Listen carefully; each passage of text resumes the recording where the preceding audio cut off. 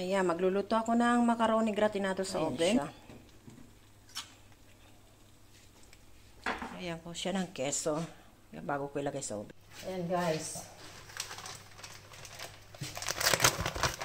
Ayan, bubudburan ko ng keso. Dinamihan ko na. Kasi, nag-imbita yung alaga ko, nag-imbita sila ng kapitbahay.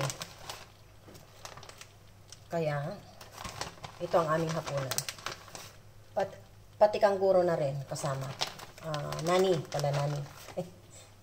Kangguro in Espanyol.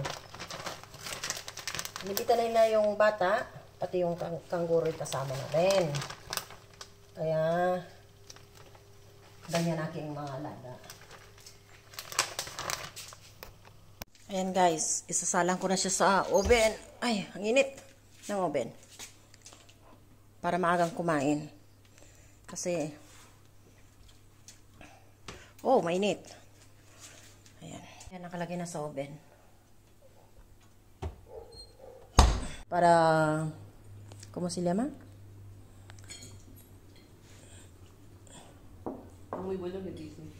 Bueno, you know. Hola a todos. Hola. Hola.